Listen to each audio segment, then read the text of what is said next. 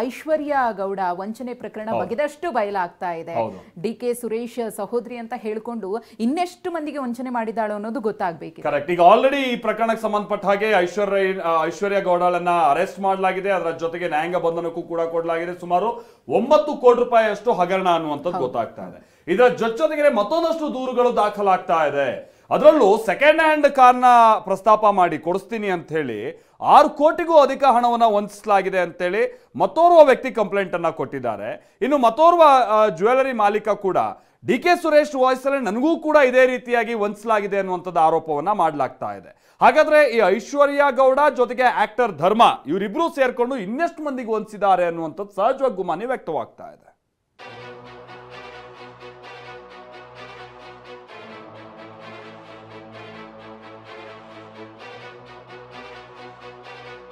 ಬಗೆದಷ್ಟು ಹೊರ ಬೀಳ್ತಿವೆ ವಂಚಕೆ ಐಶ್ವರ್ಯ ಐನಾತಿ ಆಟ. ವನಿತಾ ಮಾತ್ರವಲ್ಲ, ಶ್ರೇಯಸ್ ಎಂಬಾತನ ಜೊತೆಯೋ ಡೀಲ್. ಅಬ್ಬಬ್ಬಾ, ಅದೇನು ಮಾತು ಅಂತೀರಾ? ನಯವಾಗಿ ಮಾತನಾಡೋದು, ಬೊಟ್ಟಿಗೆ ಬೀಳಿಸೋದು. ಅಲ್ಲಿ ಇನ್ವೆಸ್ಟ್ ಮಾಡಬಹುದು, ಇಲ್ಲಿ ಇನ್ವೆಸ್ಟ್ ಮಾಡಬಹುದು ಅಂತ ಬಣ್ಣದ ಮಾತನಾಡಿ ಕಿಲಾಡಿ ಆಟ ಆಡ್ತಾ ಇದ್ದ ವಂಚಕೆ ಐಶ್ವರ್ಯ ಗ್ಯಾಂಗ್ನ ಖತರ್ನಾಕ್ ಆಟ ಬಯಲಾಗ್ತಿದೆ. ಗೋಲ್ಡ್ ಮಾಲಕಿ ವನಿತಾ ಮಾತ್ರವಲ್ಲ, ಬೆಂಗಳೂರಿನ ಶ್ರೇಯಸ್ ಎಂಬಾತನ ಜೊತೆಯೂ 3 ಕೋಟಿ ಡೀಲ್ಗೆ ಮಾತನಾಡಿರೋ ಆಡಿಯೋ ರಿಲೀಸ್ ಆಗಿದೆ. ಇದು ಕೂಡ ನಟ ಧರ್ಮ ವಾಯ್ಸ್ ಎನ್ನಲಾಗ್ತಿದೆ. ನಂಗೆ ಗೊತ್ತಿಲ್ಲ ನೋಡಿ, ಮಾವ ಆಡಿದವಲ್ಲ, ನಿಮ್ಗೆ ಯಾಕದು ಕೇಳೋದವಲ್ಲ. ನಾವು ಅವರು ಯಾವುದು ಫೈನಾನ್ಸ್ ಮಾತಾಡಲ್ಲ. ನನಗ ವಂಚನೆ ಮಾಡಿದ್ದಾಳೆಂದ ಮತ್ತೊಬ್ಬ ಚಿನ್ನದ ವ್ಯಾಪಾರಿ. ಐಶ್ವರ್ಯ ವಂಚನೆಯ ಕಹಾನಿ ಇಷ್ಟಕ್ಕೆ ನಿಂತಿಲ್ಲ.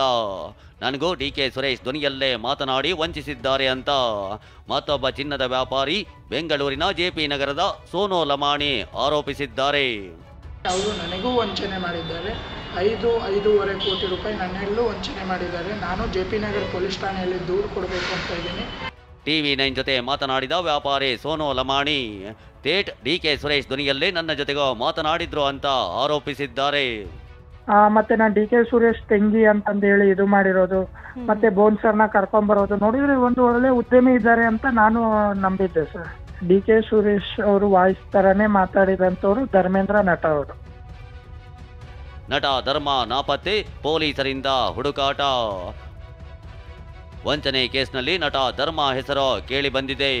ಹೀಗಾಗಿ ನಾಪತ್ತೆಯಾಗಿರೋ ಧರ್ಮನಿಗಾಗಿ ಪೊಲೀಸರ ಹುಡುಕಾಡ್ತಿದ್ದಾರೆ. ಡಿ.ಕೆ. ಸುರೇಶ್ ರೀತಿ ಮಾತನಾಡಿರೋ ಆರೋಪ ಧರ್ಮನ ವಿರುದ್ಧ ಕೇಳಿ ಬಂದಿದೆ. ಈಗ ವಂಚಕಿ ಐಶ್ವರ್ಯ ಗೌಡ ಪತಿ ಹರೀಶ್ ಪರಪ್ಪನ ಅಗ್ರಹಾರ ಜೈಲು ಸೇರಿದ್ದಾರೆ. ಸೆಕೆಂಡ್ ಹ್ಯಾಂಡ್ ಬಿಸ್ನೆಸ್ ಅಂತ ವೈದ್ಯರಿಗೆ 6 ಕೋಟಿ ವಂಚನೆ. ಇದಷ್ಟೇ ಅಲ್ಲ, 2022ರ ಮಾರ್ಚ್ನಲ್ಲಿ ಕಾಸ್ಮೆಟಿಕ್ ಸರ್ಜರಿಗೆ ತೆರಳಿದ್ದ ಐಶ್ವರ್ಯ ಸೆಕೆಂಡ್ ಹ್ಯಾಂಡ್ ಐಷಾರಾಮಿ ಕಾರು ಕೊಡಿಸ್ತೀನಿ ಅಂತ ಮೊದಲು 2 ಕೋಟಿ 75 ಲಕ್ಷ RTGS ಮೂಲಕ, ನಂತರ 3 ಕೋಟಿ 25 ಲಕ್ಷ ನಗದು ಪಡೆದಿದ್ಲು. 6 ಕೋಟಿ ಹಣ ಪಡೆದು ಕಾರು ಕೊಡಿಸದೆ ವಂಚಿಸಿದ್ಲು.